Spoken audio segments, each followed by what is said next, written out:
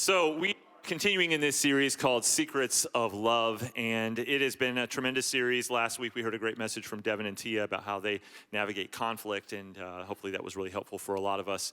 And next week Talbot will be back to conclude and finish up the series. But today we have a really special treat for you, and I'll be introducing our special guest here in just a moment. But just kind of give you a little bit of a history of Good Shepherd and where we've been over the last several years. Not too long ago, actually it feels like forever ago, it was all pre-COVID, so that's like a million years ago now, it feels like.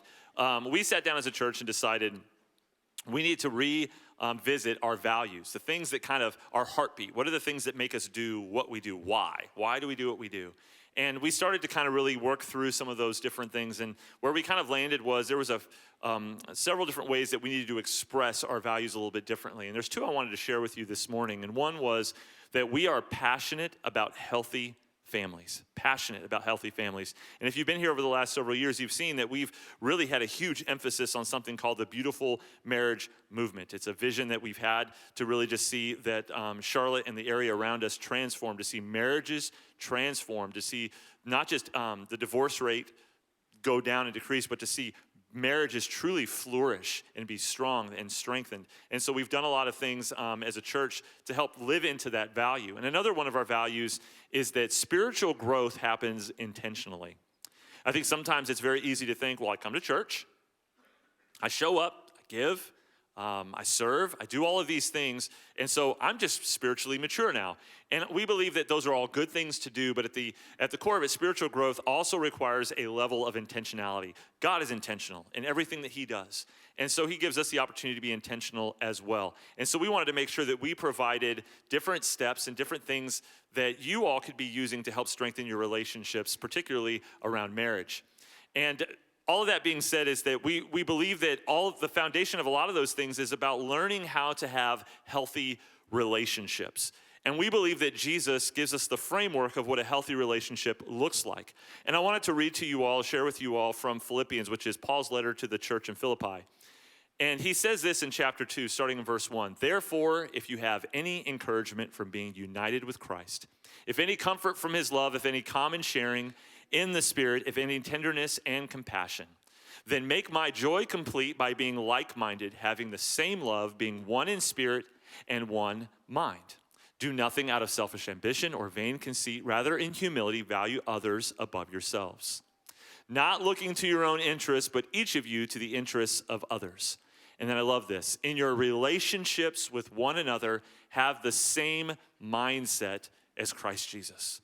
We believe that having that mindset of Christ Jesus has an effect on every relationship in our lives, whether that's in our marriages, whether that's with our children, or with our coworkers, or with our friends, whatever it is, that we ought to have the mindset of Christ Jesus.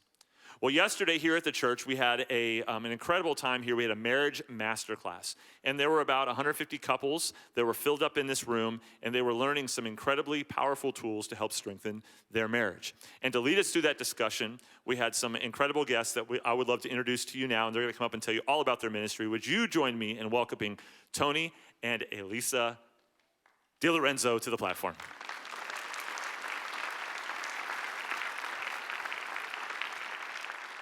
Hello, DiLorenzos. Welcome back. Come on up and have a seat.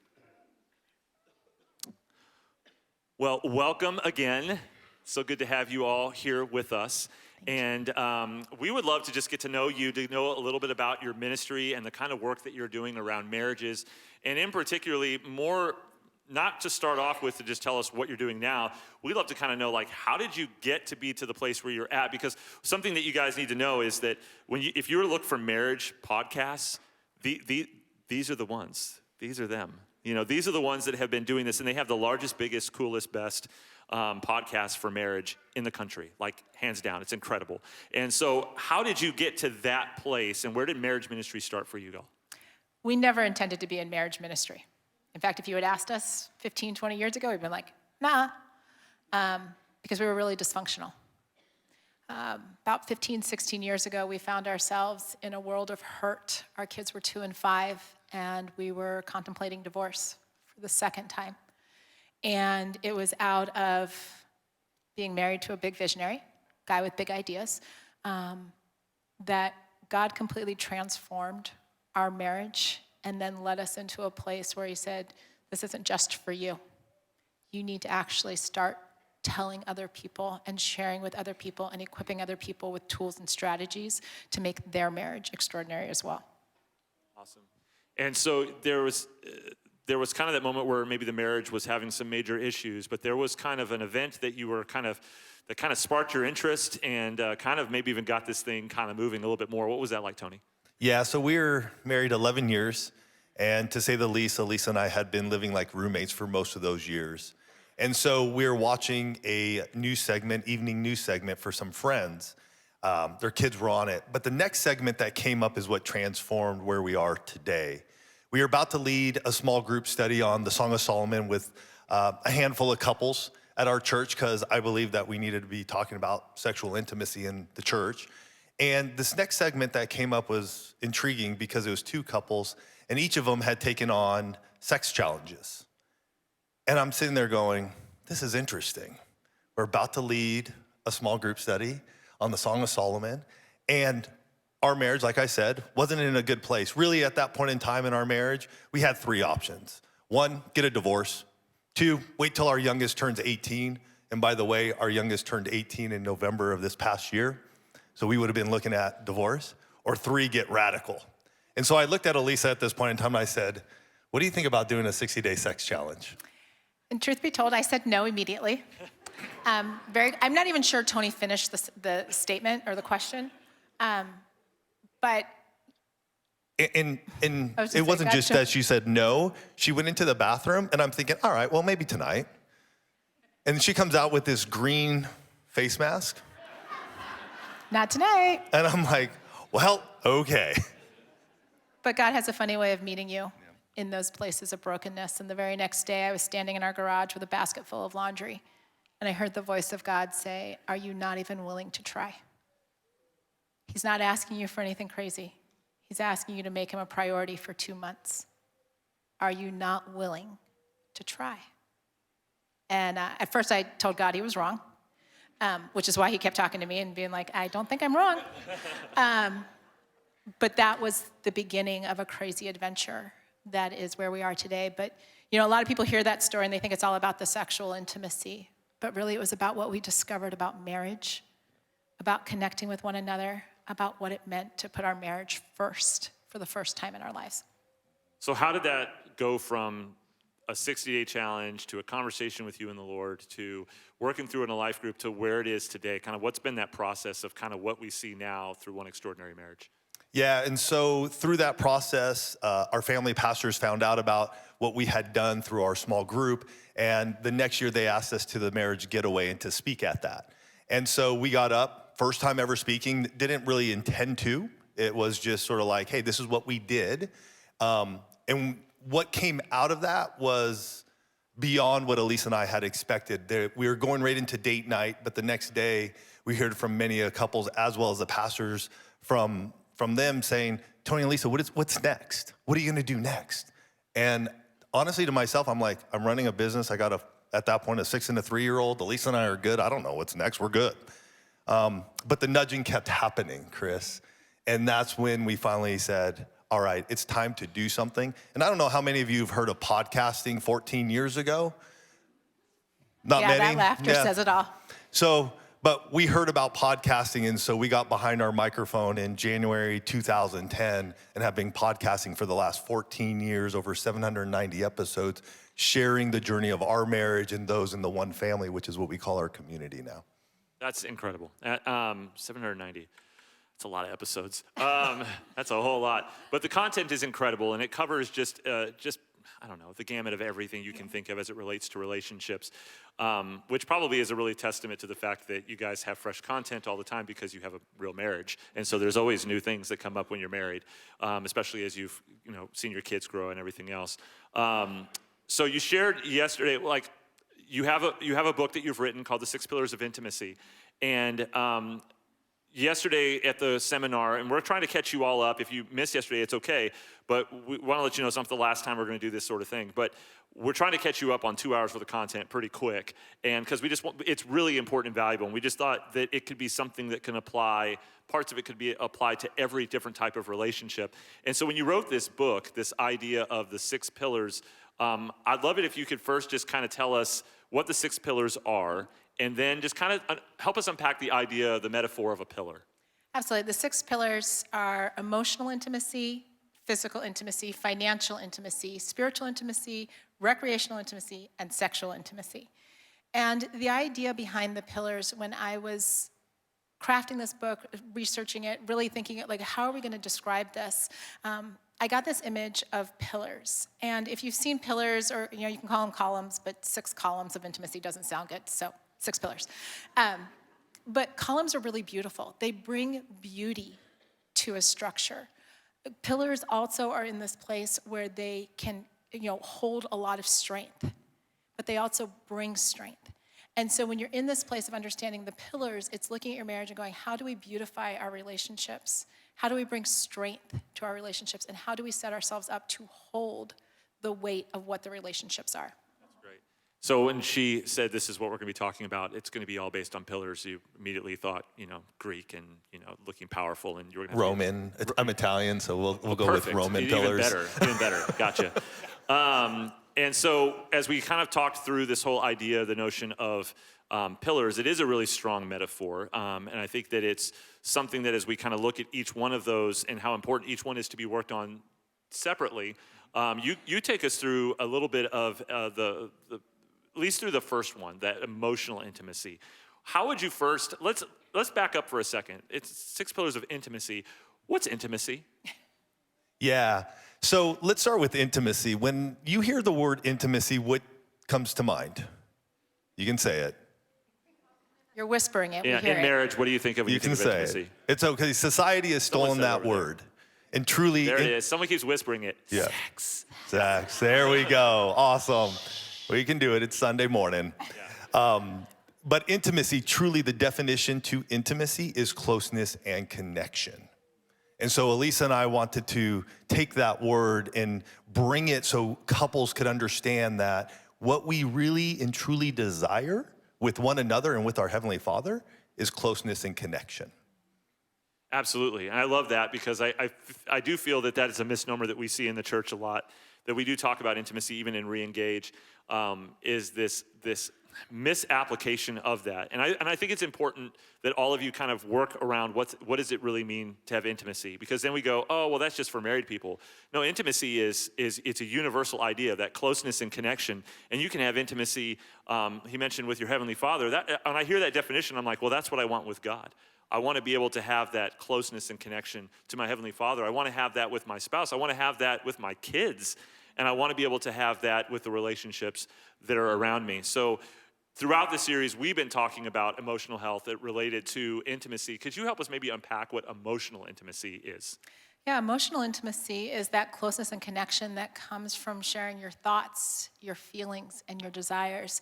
It's the verbal and the nonverbal communication. It's what you say, it's how you say it, and it's when you say it. But it's being in this place where you're going to share everything. I mean, God gave us the ability to think, right? But so many times we have all these thoughts going on up here, but they don't necessarily come out here. And that's a real challenge in marriage.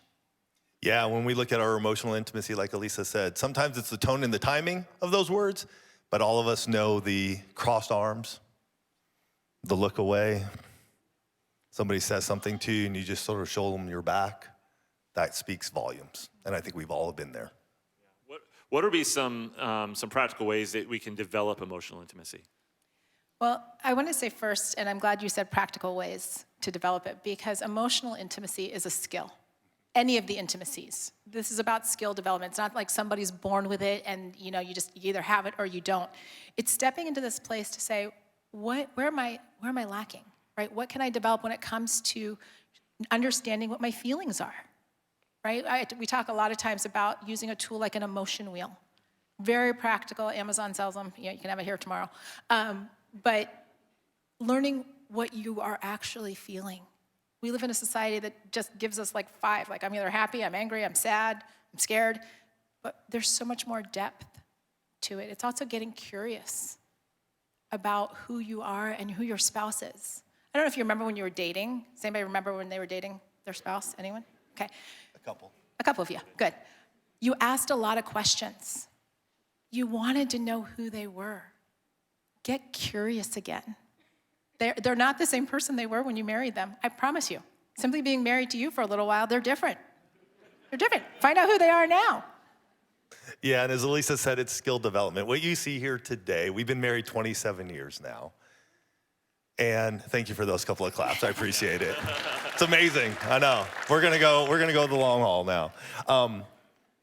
But what you see here now isn't what and who we were at year 11 when we took on that first challenge. And if you begin to listen to the One Extraordinary Marriage show and you go to episode 1, please give us grace, because what you hear there isn't what you hear here now. It's skill development. We were determined and we desired to have that closeness and connection with our emotional intimacy. So we took time each week. Ours was just behind a microphone, 30 minutes, and we just have a conversation with one another. And that's how our emotional intimacy has strengthened. And that's how we strengthened that pillar. That's awesome. So I do know that there's going to be a lot of people that might be here speaking to married people, that you might be married to your opposite. You might be married to someone who is just, me, I'm a verbal processor. I love to, whatever's up here gets to come out and you get to deal with it unfiltered. If you like it, that's fine. If not, it might be the first time I've ever thought of it and it just is coming out of my mouth. And then you have others that you hold everything in very deeply and it's hard to get those words out. You have a hard time communicating. What are maybe some strategies or some ideas for people who are like married to their opposite? First of all, it's okay to be married to your opposite. It's not the end of the world. You just have to learn how to bridge that gap together. I am the process. Everything happens up here, and then I work through it. Give your spouse grace if they are a processor and they need to think it through first, but also create time. It's so easy to say nowadays, oh, I'm too busy, or that'll wait till later. Time is one of our most precious commodities. So setting aside time each week to have a conversation, to figure out what that best way is. We asked a question yesterday, and I'll just share it with all of you. What's the best way and the best time for us to connect and have a conversation? You might not know what that is for you and your spouse, but being able to have that conversation allows you to be intentional and create that opportunity to connect. Yeah, and if you need to verbally process. Like Alisa and I, we've had to learn this in our own marriage. I come from a big Italian family. You just say stuff. Like things just get said and it can get loud at times. And Alisa does have to process what is being said. And so what we have learned over the years is, hey, I said what I had to say. I've shared it. Now go take 24 hours. Just think through what you got to do, write it out, journal it, write it, whatever she has to do. And then let's come back together and just go for a walk and talk. And we call it our walk and talks because we get out, we get shoulder to shoulder, we're moving, and then we can talk a little easier instead of being knee to knee, eye to eye, across from one another. And so you can bridge the gap. It's just understanding your spouse and giving each other some time and sometimes even some space between those conversations if needed. And I love this metaphor of a pillar because it's pretty versatile, because then you even talk about like when the difference between there's cracks in some of those pillars and when they're strong. Could you kind of help us understand, maybe for those of us that are wondering, like, where are we at with our own emotional health? What are some like potential danger signs? What are some cracks that could be going on? So I will throw myself under the bus because, we're always super transparent. But when I am not emotionally strong, I have a tendency to shut down. I will immediately retreat. If Tony even raises his voice just a little bit, I will go stone face, kind of like those pillars, totally stone face, and I will not engage because I am emotionally disconnected at that point in time. On the flip side, I'm married to a man who, when he feels emotionally disconnected, he gets a lot louder, which is a really fun combination, going back to that whole opposites thing. But those are like the two telltale ways. You may also find that your words get a lot more intense or harsh or mean when there are cracks in your emotional intimacy because you aren't feeling like you're heard. And so, volume goes up, the intensity of the words. But it's understanding, hey, we're not connected. There's none of that closeness and connection. Something's happening between the two of us, and we need to take action on it. Yeah.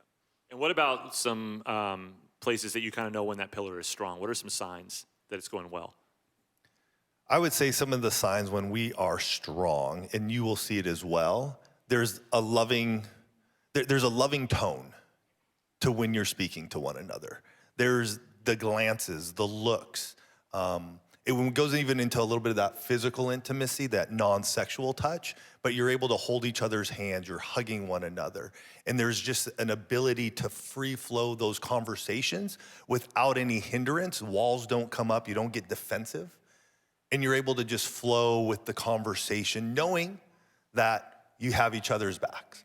You're on the same team. You're fighting with each other and not against each other. That's good. So for those maybe who aren't married here today, or maybe will be married someday, or are single, why is this still important? Like the idea, the concept of having emotional intimacy and having this be a strong pillar in our own relationships. Where have you seen this kind of played out?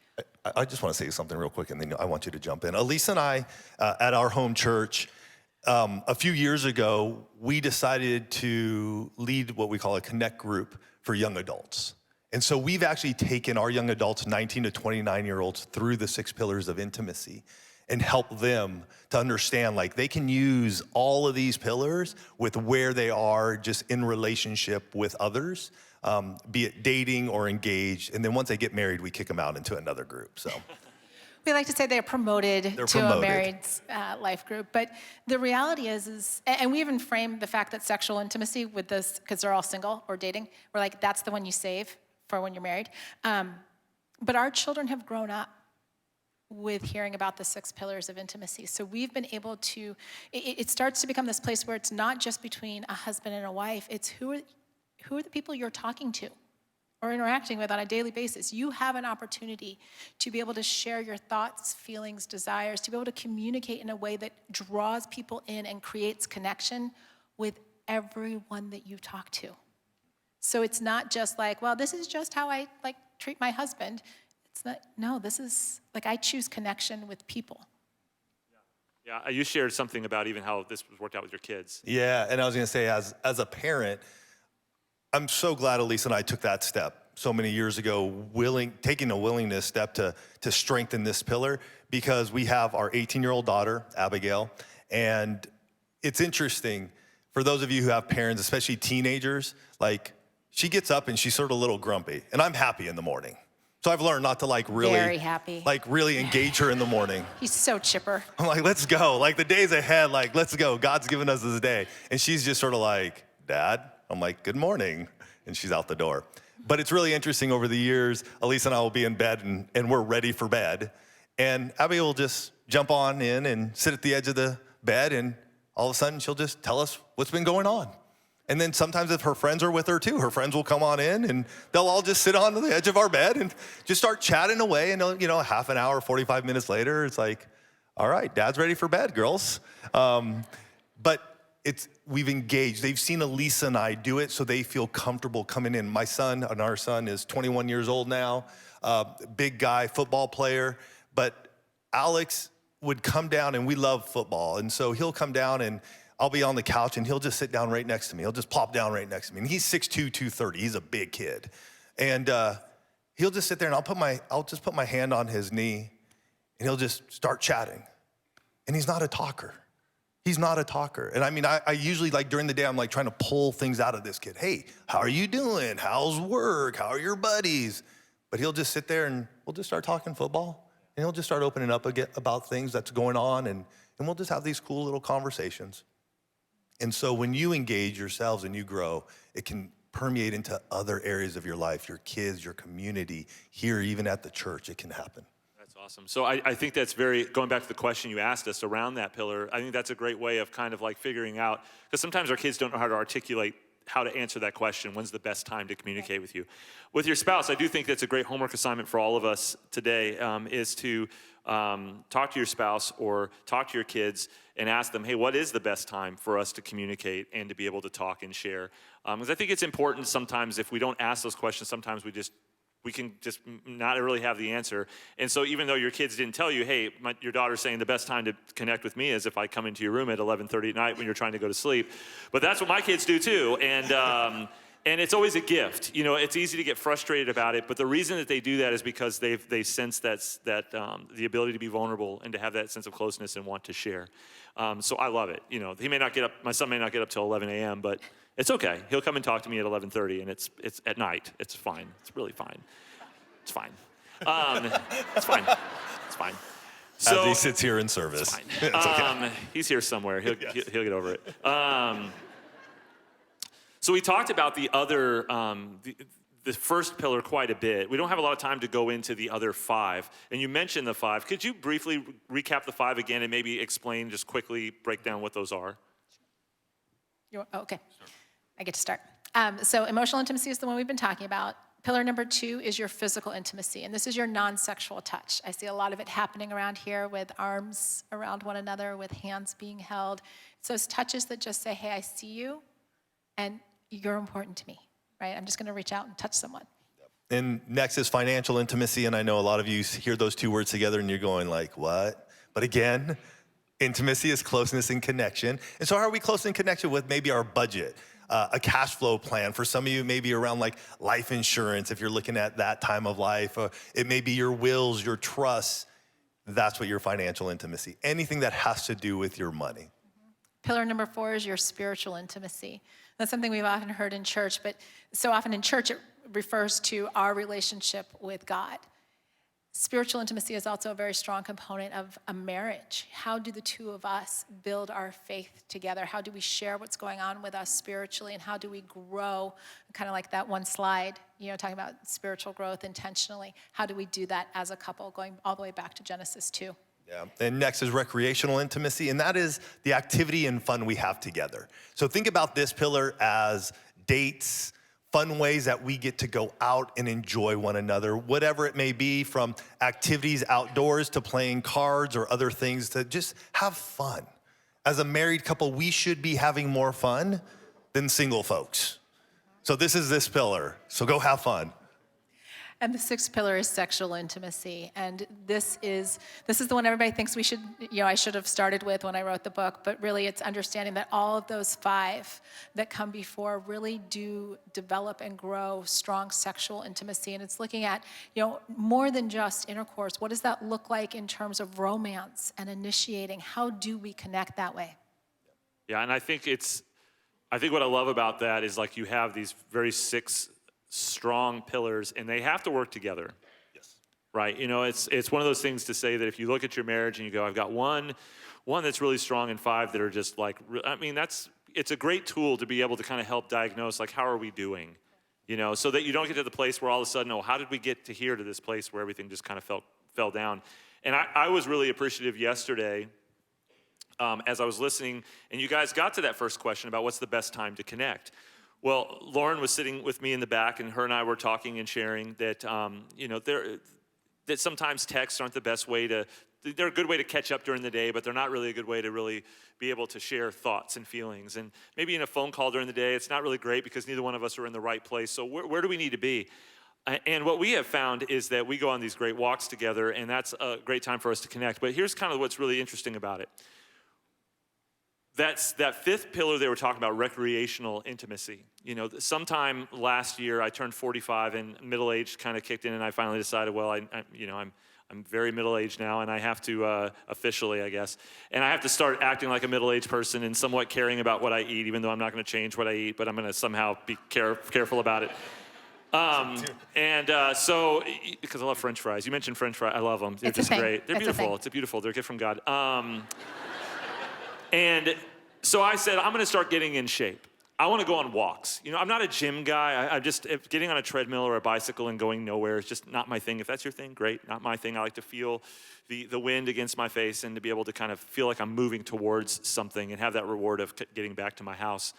And so I told Lauren, I said, hey, I'm going to start walking and getting in shape and losing some weight. And she says, no, thank you. I was like, I'd love for you to do it with me. She goes, no, thank you. I don't want to do that. And I said, why don't you want to do that? And she was like indignant, like angry about it. And I was like, why? She goes, because you're going to lose weight and I'm not.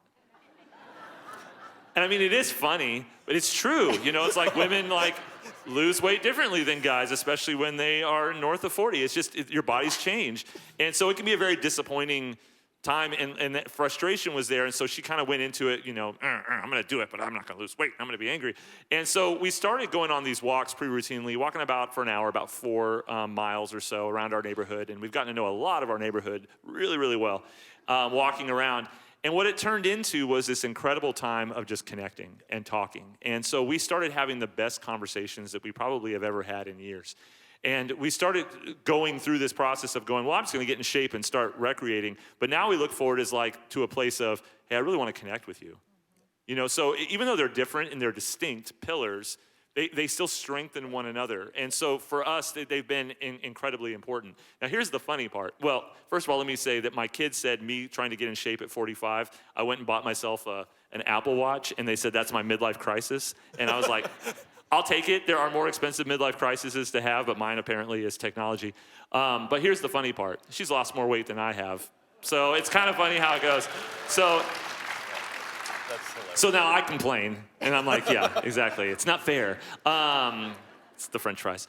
Anyway, but I just love that idea of what you guys are talking about. I've seen it kind of work out even in my own life, and I think it's just a powerful tool that others can use, and we want other people here at Good Shepherd to be able to take advantage of that. So we have the book, The 6 Pillars.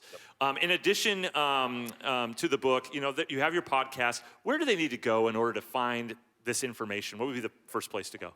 Yeah, the best place to go is oneextraordinarymarriage.com. You can see it up there on the screen. I would take a picture. I know it's long, but you know what? When we started this, we had some other weird name when we started. And when we landed on extraordinary, we truly believe that was a God-ordained word, because we truly believe that every couple desires to have their own extraordinary marriage, and you can too. And just be forewarned, when you go to the website, they do talk a lot about sexual intimacy, and it's an important thing. So when you go, don't be shocked when you get to the website and you see some of the things that are on there. I mean, for some of you, it might be like, whoa, this is getting me way further down the conversation than I was prepared. I would say hang in there, listen to some of their podcasts, and give them a chance. And I guarantee you that it's going to be very helpful information that's going to help you grow in every pillar, but particularly in that one as well. In addition to the book, what are some other ways that couples can read it together, but what can they do to kind of work through it together? Well, you know, immediately after writing the book, somebody said, I want to go deeper with this material. Do you have a workbook? I was like, I just wrote the book. What are you talking about? But I did write the 6 Pillars of Intimacy workbook, and it literally goes section by section as a companion to the book to dig deeper into the material, to be able to ask those questions. You've heard me say that once or twice this morning. To be able to ask the questions not just of your spouse, but also of yourself, so that you can really not just read it, but actually interact with the material. That's awesome. So in addition to that, building that emotional intimacy part of it, of getting to know one another and having that connection, you actually have a resource that you shared with all of us yesterday, and we wanted to make that available to all of you as well. Something about asking good questions. Yeah. And so what we'd love to do for all of you is we have our book called Connect Like You Did When You First Met, 101 Proven Questions for Couples. And many of you may be sitting out there going like, well, what question do I ask? I mean, Chris has asked wonderful questions, right? But you're probably sitting there going like, well, great. Well, what do I ask? I've been married 20 years. 101 questions. Open it up. Pick a question. Answer it. Let your spouse answer it. You answer it. If you don't like the question you land on, go to another one. It's okay, and it's going to cover all 6 pillars. That's awesome.